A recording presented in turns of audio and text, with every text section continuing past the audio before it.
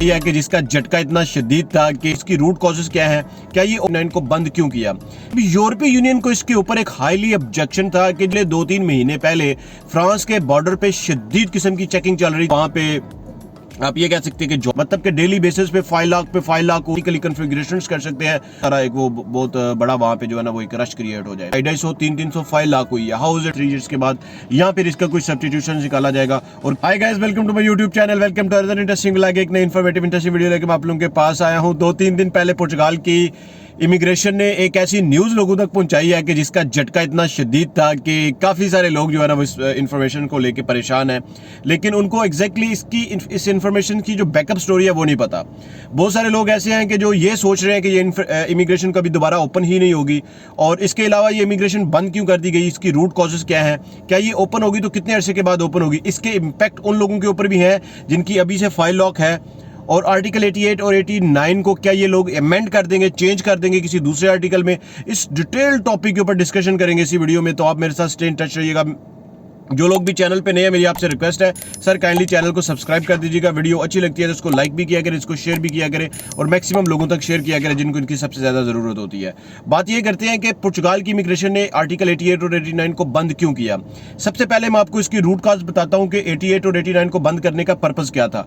88 और 89 में जितने भी लोग आ रहे थे वो अपनी फाइल तो लॉक करवाते थे पुर्तगाल में, लेकिन पुर्तगाल में फाइल लॉक करवाने के बाद वो जा रहे थे स्पेन में, फ्रांस में और बेल्जियम में, जर्मनी में, वो बाकी जो अदर देन पुर्तगाल के जो दूसरे आप ये कह सकते हैं कि कंट्रीज हैं other than the Schengen states है, वहां पे जाके वो काम कर रहे थे। अब यूरोपीय यूनियन को इसके ऊपर एक हाईली ऑब्जेक्शन था कि जी ये जो लोग हैं ये हमारे पास आके पैसा यहां से कमा रहे हैं, टैक्स ये पुर्तगाल में दे रहे हैं, और ये फिर क्या करते हैं कि पुर्तगाल में जो या तो वो वहां पे रहें, वहां पे टैक्स पे करें, प्रॉपरली रहे, एक तो ये वहां पे रहते नहीं है, और उन्होंने स्पेशली फ्रांस ने मोर देन 1800 लोगों को प्रॉपरली पकड़ा हुआ है। अगर आप ये देखिएगा कि ये जो अभी आपके पास 2-3 दिन पहले ये जो इन्फॉर्मेशन मिली है, इससे पिछले 2-3 महीने पहले फ्रांस के बॉर्डर पे शदीद किस्म की चेकिंग चल रही थी। हर आने जाने बंदे को वो रोक रहे थे और उसकी वो प्रॉपरली चेकिंग भी कर रहे थे। एक इसकी सबसे बड़ी रीजन ये भी है कि यूरोपीय यूनियंस के अलावा, एक तो यूरोपीय यूनियंस का प्रेशर था पुर्तगाल के ऊपर, इसके अलावा जो पुर्तगाल की अपनी गवर्नमेंट है इसके ऊपर बहुत बड़ा प्रेशर आ चुका था। वो प्रेशर ये था कि वहां पे रहने वाले लोगों के लिए ना तो वो जगह का कोई अरेंज कर पा रहे थे जिसको हम अकोमोडेशन कहते हैं, ना उनके लिए वो कोई वो वहां पे आप ये कह सकते हैं कि जॉब का अनएम्प्लॉयमेंट रेशो हाई हो चुकी थी, जॉब की कोई वो वहाँ पे सेटलमेंट नहीं बन पा रही थी। इसके अलावा बिजनेस अपॉर्चुनिटीज़ बढ़ने की बजाय कम होने की तरफ जा रही थी। और तीसरा जो बहुत बड़ा फैक्टर था वो ये था कि वहाँ पे जितने भी लोग थे उनको कोई भी किसी भी तरह सिमेट्रिकली अरेंज नहीं किया जा रहा था। मतलब कि डेली बेसिस पे 5 लाख हो रही है, और उसके बाद लोगों के कोई बायोमेट्रिक नहीं आ रहे, 2-2 साल 3-3 साल 2.5 साल वो वहाँ पे हैं, कोई एक प्रॉपर वो सिस्टम के अकॉर्डिंग वो चीज़ें नहीं चल रही थी। इसी वजह से उन्होंने ये डिसाइड किया कि इसको प्रोविजनल बेसिस के ऊपर बंद किया जाए as per the president statement. President statement में यह है कि इसको प्रोविजनल बेसिस के ऊपर बंद कर दो, आप इसको परमानेंटली बंद ना करो। प्रोविजनल मतलब यह है कि टेम्परेरी बेसिस पे ये स्टेटमेंट उन्होंने दिया, लेकिन इसमें इसके पीछे की कहानी को भी हम इसमें इसी व्लॉग में गो थ्रू करते हैं, और मैं आप लोगों के साथ शेयर करूंगा कि क्या ये परमानेंटली बंद है या आप ये कह सकते हैं कि प्रोविजनल बेसिस के ऊपर बंद है। जो लोग मुझसे कंटेक्ट करना चाहते हैं, मेरी इंस्टाग्राम आईडी आ रही है सर, मेरा टिकटॉक अकाउंट आ रहा है, आप मेरे दोनों अकाउंट्स को फॉलो कर सकते हैं। अगर आप शॉर्ट वीडियो देखना पसंद करते हैं तो मेरे टिकटॉक अकाउंट को फॉलो करके रखिएगा, वहां पे शॉर्ट्स की फॉर्म में वीडियोस आ रही होती हैं। और आप मुझसे अगर कांटेक्ट करना चाहते हैं, कोई पर्सनल क्यूरी है, कुछ पर्सनली मैसेज करना चाहते हैं, तो इंस्टाग्राम आईडी है, मेरे अकाउंट को फॉलो करके आप अपॉइंटमेंट बुक कर सकते हैं, आपको व्हाट्सएप नंबर मिल जाएगा, आप मुझसे इंटरेक्ट कर सकते हैं।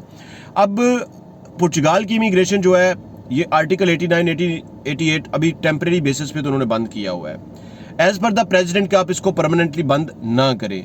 लेकिन क्या ये परमानेंटली बंद होगा या नहीं होगा, मैं आपको 3 फैक्ट्स बताता हूं। इन फैक्ट्स के ऊपर मेरा एक अपना पर्सनल एनालिसिस है, वो मैं आप लोगों के साथ शेयर करता हूं। हो सकता है ये एनालिसिस गलत हो सकता है ये एनालिसिस ठीक हो। आप लोग इसको डिसाइड करके मुझे बताइएगा कि ये एनालिसिस ठीक है या गलत है। वीडियो के नीचे कमेंट करके आपने बताना है। पहले नंबर 1 के ऊपर ये बात है कि एक जो रश लगा हुआ है, जैसे वो रश कम हो जाएगा तो उनके पास इनकमिंग जो है ना वो कम हो जाएगी, लोगों का आना कम हो जाएगा। जब नए लोग नहीं आएंगे, नए टैक्सेस नहीं आएंगे, नई चीज़ें जो वहाँ पे वो एंटर नहीं होंगी, तो जो पुराने लोग हैं वो जैसे जैसे क्लियर करते जाएंगे वो वहाँ से एग्जिट ले लेंगे। 1 साल, 6 महीने, 1 साल, 1.5 साल, 2 साल, उसके बाद जाके ये सिस्टम क्या होगा, क्या इमिग्रेशन बंद रहेगी? मुझे ये चीज़ नज़र आती है कि ऐसा नहीं होगा। कम से कम जब जो बैकलॉग है ये क्लियर हो जाएगा तो उनको इमिग्रेशन को ओपन करना पड़ेगा, पर्टिकुलरली 89 आर्टिकल 88-89 को ओपन करना पड़ेगा। नंबर 2, अमेंडमेंट कर सकते हैं 88 89 में। जो इलीगल एंट्री वाले लोग हैं उनको अमेंड कर सकते हैं कि उनकी को थोड़ी सी सिस्टमेटिकली कन्फिगरेशंस कर सकते हैं, उनको प्रॉपर तरीके से वो कन्फिगर करके दोबारा से इस आर्टिकल को ये स्टार्ट कर सकते हैं। नंबर 3, एक अनएम्प्लॉयमेंट रेशियो जो काफ़ी सारी बढ़ चुकी है वहाँ पे, तो माइट भी पॉसिबल, मुझे ये एक लगता है कि जो इन्होंने इन्वेस्टमेंट वीज़ा पहले बंद किया था, अभी ये दोबारा से इन्वेस्टमेंट वीज़ा को स्टार्ट कर देंगे। 88 और 89 को जितनी देर ये बंद रखेंगे, ये इन्वेस्टमेंट वीज़ा को स्टार्ट कर देंगे। इन्वेस्टमेंट वीज़ा के अलावा ये स्टूडेंट वीज़ा को स्टार्ट करेंगे। स्टूडेंट के अलावा ये नॉमेड वीज़ा की तरफ काफ़ी सारा आएंगे कि हर वो चीज़ ये करेंगे कि जिससे पैसा इनकी कंट्री में ज़्यादा से ज़्यादा वाफर मिकदार में आ जाए और वही बंदे इनकी कंट्रीज़ में आए जो एक प्रॉपर तरीके से आना चाह रहे हों, ना कि इलीगल एंट्री वाले और ना कि बहुत सारा एक वो बहुत बड़ा वहाँ पे जो है ना वो एक रश क्रिएट हो जाए।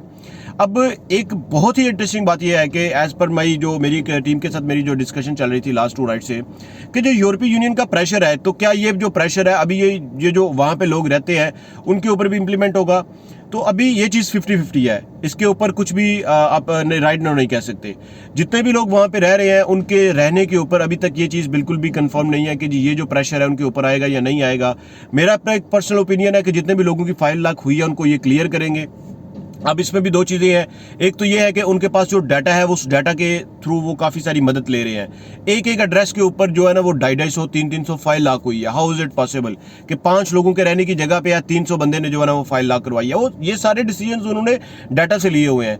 बहुत सारे लोग ऐसे हैं कि जिनको उन्होंने वेरीफाई किया, उनकी रीचेकिंग किया, उनको इन्वेस्टिगेट किया, तो पता चला कि जो पुर्तगाल के अंदर है ही नहीं है।